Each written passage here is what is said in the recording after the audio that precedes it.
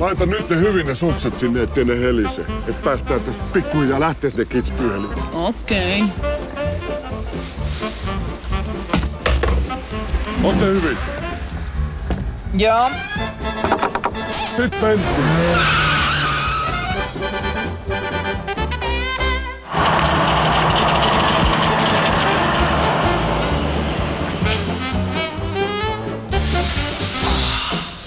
Herätys! Perillä ollaan! Oishan täällä pysynyt ihan hyvin, kun luukut on ollut kiinni, ettei olisi tarvinnut olla koko aika täällä. Tule pois nyt!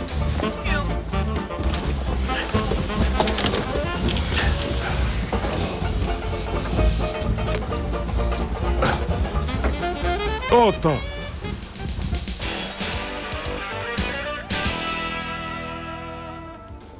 Hahnenkamm, Toni Sailer ja pittoreski kävelykatu. Siinä Kitzbühelin parhaimmat tunnusmerkit. Huippusuosittu tirolilaiskylä tarjoaa kyllä muutakin.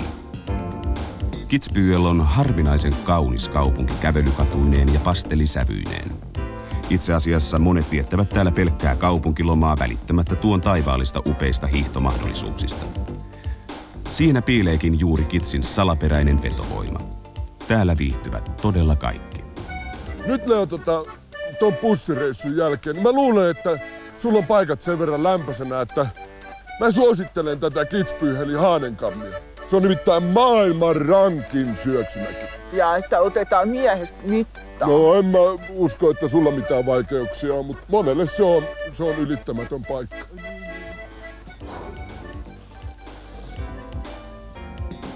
Huolimatta alhaisesta korkeudestaan Kitzbühelissä on yllättävän hyvät lumiolosuhteet. Hiihto on jakaantunut 3 alueelle, Hahnenkammille, Kitzbühler Hornille ja Pasturnille. Ensin mainittu, missä on kuuluisa Streifin syöksyrata, on lähes kokonaan metsähiihtoa, Hornin tarjotessa leppoisampaa laskettelua auringossa. Pasturn on yli 2 kilometrin korkeuteen yltävine rinteineen lumivarminta aluetta. Kitzbühelin hiihto on harrastajatason unelmamaastoa. Tosi kanuunat ja hiihtopummit karttavat sitä. Iltaelämä on vilkasta ja kansainvälistä, siitä pitävät runsaat hiihtomatkalaisryhmät huolen. Suosituin kokoontumispaikka on edelleen The Londoner Pub.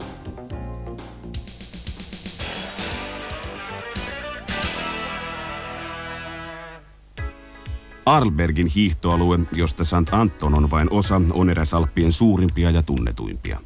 Erillään olevat kylät ovat kehittyneet omiin suuntiinsa ja siksipä Lehin turkkikansa pysytteleekin omissa oloissaan erillään St. Antonin nuorekkaammasta menosta.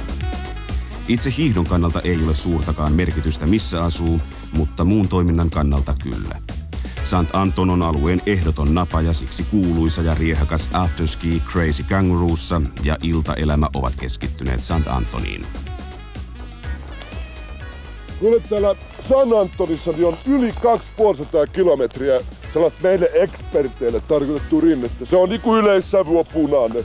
Senkö takia sun on silmätkin noin punaiset? No niin, taas jätkä närkästy.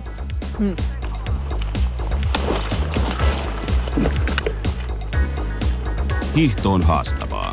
Helppoja aloittelija- ja perhereittejä ei järin löydy. Arlbergin paras puoli on reittivalikoimassa, joka tarjoaa myös runsaasti rinteiden ulkopuolisia merkittyjä siituurlaskuja.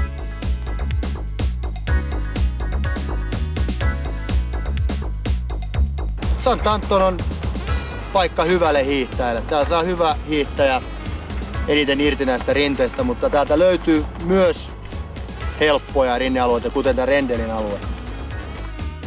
Aurinkoinen Rendel on syvän lumen hiihtoa parhaimmillaan leppoisessa maastossa.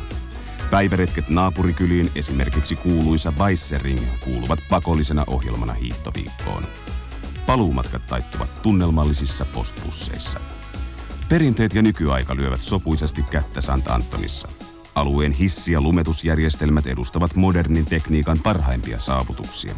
Niitä kehitetään koko ajan, jotta alueen legendaarinen maine säilyisi tulevaisuudessakin.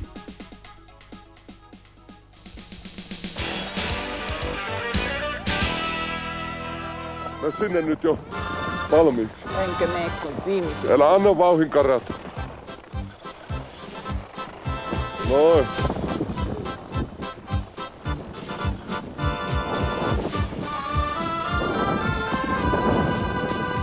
Mutka siinä painoa, muista painosiirtoa. Noin. Näinkö? Paino. Tulee vettä silmästä. Paino. Kyllä se siitä lähtee. Tätä voisi jatkaa vaikka kuin pitkään.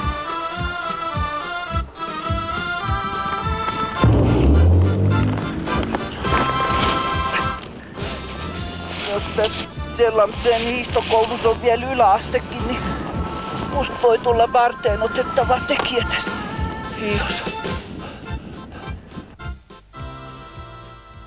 Zellamseen hiihtoalueen nurmipohjaiset rinteet ovat yleensä hiihtokunnossa aikaisemmin kuin muissa Itävallan kohteissa.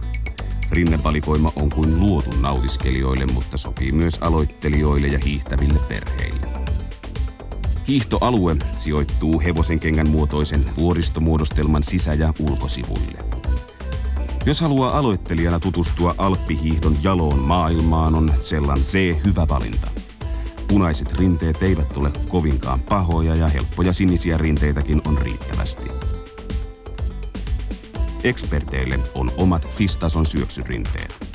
Lumivarmuus on turvattu hyvällä lumetusjärjestelmällä. Zellamsee on kaupunkina aktiivinen, ympärivuotinen lomakeskus, jossa osataan panostaa lomalaisten viihtymiseen. Kaupungin keskusta on autoton ja sieltä löytyy runsaasti tunnelmallisia kujia, aukioita ja rakennuksia. Maisema on yleensäkin postikorttimainen ja korkeuserojen leimaamat näköalat jäävät mieleen pitkäksi aikaa loman jälkeenkin. Jo pelkkiä ostosmahdollisuuksia ajatellen Zellamsee vie voiton kyläkeskuksista. Kauppoja ja liikkeitä on paljon ja niiden tutkiminen on oma lomaohjelmansa.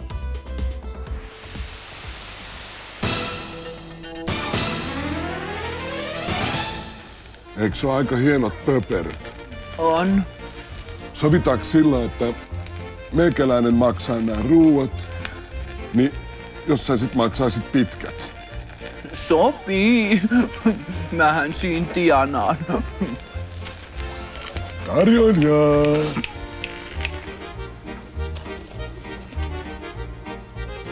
Tarjoilija!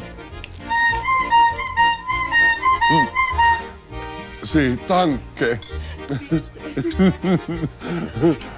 Mikäs toi on? Ne on pitkät, tää on täällä vähän niinku tapana. Jätkä tienastaa. No niin, saattaa olla. Helejaa. Helejaa. Halutaan sä tuolta päästä. Ei kannata älyttömästi juoda, muuten ei nälätä.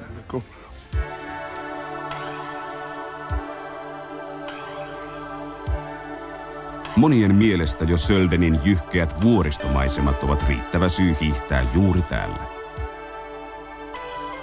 Kylä on sijoittunut kapeaan, pitkään Ötstalin laaksoon, josta toinen toistaan upeammat vuoren seinämät kohoavat paikoin yli 3000 metrin korkeuteen. Sölden on monipuolinen yleishiihtokohde ja sellaisena kuin luotu aloittelijoille ja nautiskelijoille.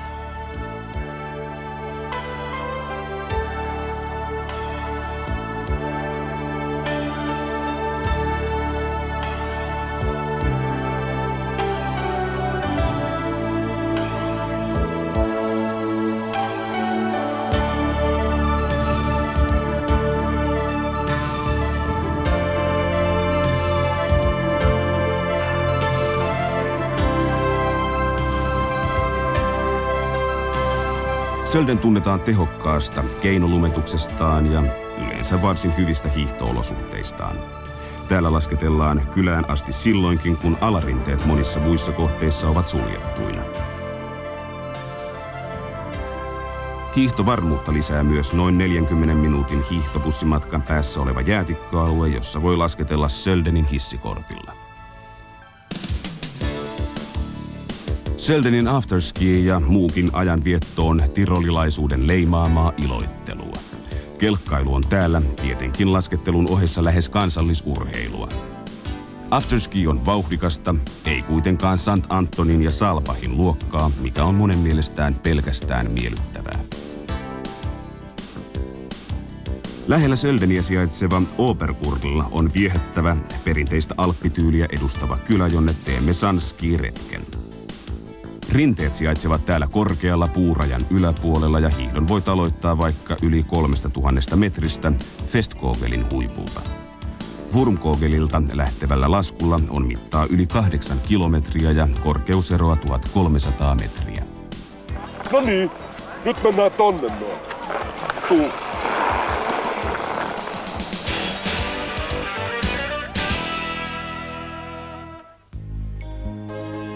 Iskl on lumivarma, yläkorkeus hipoo lähes 1,5 kilometriä, mikä on Itävallassa paljon. Iskl on nimenomaan perinteinen nautiskelijan paikka rinteiltään. Hissit ovat ruuhkattomia, täällä on myös mahdollisuus lasketella Sveitsin puolelle tax-free-ostoksille. Sä voisit kyllä käydä hakemaan jotain syötävää meille. Vähän hiukkoa, kato. Tuo jotain juomista. Joo. Näppäränä poikana.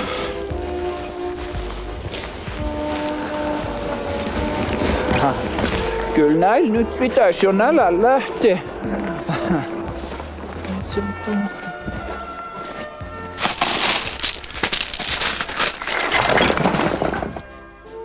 Hei, missä on ketsupit? Ei, en minä muistan. No mä käyn hakemassa. Käy. Vaikka Isklin kylä onkin kokenut muodonmuutoksia talviturismin kourissa, saattaa raitilla tunkeutua afterski-kansan sieraimiin tuhtilannan tuoksu.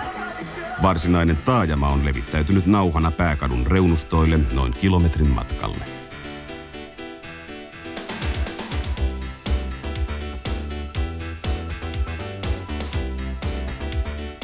Hiihdon keskus on vajaan kilometrin verran pääkadun yläpuolella auringossa paistatteleva Idal, minne tehokas munakabiini päättyy ja mistä hiihto alkaa. Täältä on mahdollisuus valita säteittäin erkaneviä hissilinjoja ja reittejä niin Sveitsin puolelle kuin Höltaalinkin suuntaan. Isklin suosiota on usein ihmetelty, sillä sijaitseehan sen naapurissa paljon maineikkaampi St. Anton.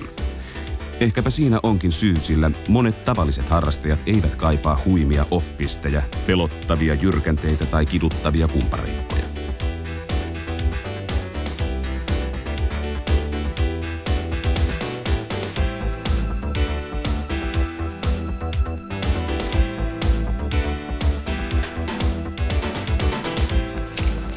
Täällä on kaikennäköistä kivaa nähtävää täällä kylällä. Sitten tohon sä voit viedä sukses, huoltaan ne, jos on tullut skraaduja tai tommosia. Eihän mulle tuu. Sitten me voidaan illan mennä saunaan, kun tuolla nyt huomasit niin aika paljon hikosta. Kainalot ja ne on aika märät. Ja nyt mulle jysähti aika hyvä ajatus mieleen. No.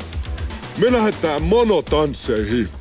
Hyvä idis, mä tiedän yhden, mikä on täällä oikein uusin hittimuoti, yksi tanssi. Mikä? Tällainen tiputanssi, kun tipu, tipu, tipu, tipu, tipu, tipu, tipu, tipu, tipu, tipu, tipu, tipu, tipu. Kaiken kaikkiaan Iskl on takuuvarma, jokaiselle jotakin keskus. Hissijärjestelmä toimii upeasti, jonoja ei juurikaan esiinny. Useimpiin hotelleihin on suora yhteys rinteistä, eikä paluu afterskiistäkään ole pitkä. Lapsiperheille Idalpin alue on todellinen mekka. Siellä on lasten rinteitä ja Sanski Junior Clubin kohtauspaikka.